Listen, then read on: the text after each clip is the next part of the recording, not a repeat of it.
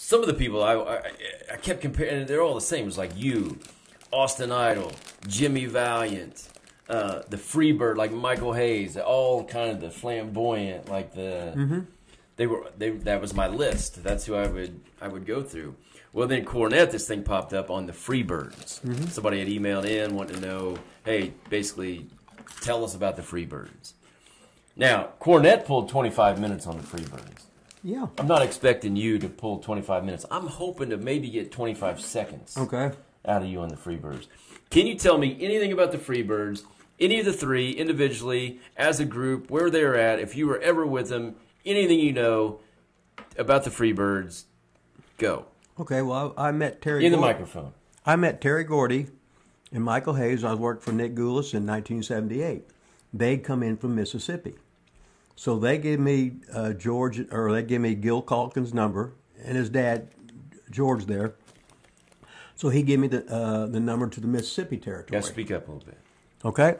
So now Buddy Roberts was a great ring general, and he was in the original Hollywood Blondes.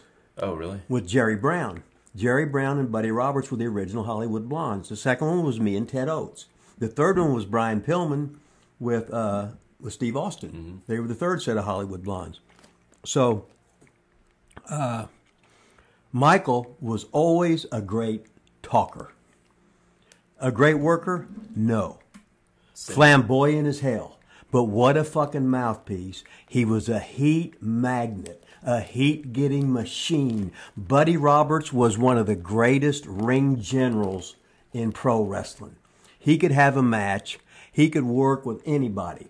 Terry Gordy was a big man, and when I met him, he was 17 years old. Oh, really? Working for Nick Goulas. Yeah, I've been working with him since he's about 14. And Terry was so funny because he'd work in Japan and he'd kill people because you had to defend yourself over there. Then over in the States, he was loose as a goose. He barely touched you. So I'd always remind him, Terry, we're in America.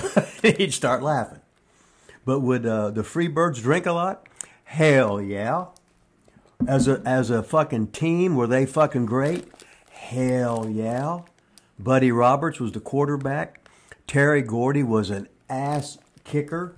I remember seeing a lot of stuff on the internet where he's going out and the fans are just shoving the fans and knocking them in. And then the guys, so some drunk's messing with him. He takes care of the drunk, goes back to the fucking ring, and that was the end of it. But they were a great fucking package. But when they tried to keep Michael, if Michael was in the ring, it wasn't a good, but him on the outside, the fucking heat was just fucking maximum. Now, I work with goddamn Mike in the goddamn Omni when I'm working for Ole in Atlanta. And fucking, what a fucking match we had. We did nothing but pantomime. He was a baby face. He's doing the moonwalk. I'm trying to fucking moonwalk, and it was just funnier than shit. And I knew how to have a match with Mike, you know. And he was just so charismatic. I just oversell everything, bump, go to the fucking floor. We threatened to do all this shit. Nobody busted a grape, and everybody had a good time. But as a team with the quarterback of Buddy Roberts, the fucking badass in fucking Terry Gordy, and the fucking human mouthpiece getting all that fucking heat, Michael Hayes, what a fucking package. You would have anything, any segment on TV, any match in a fucking house show, any match on fucking TV. They were a great fucking team.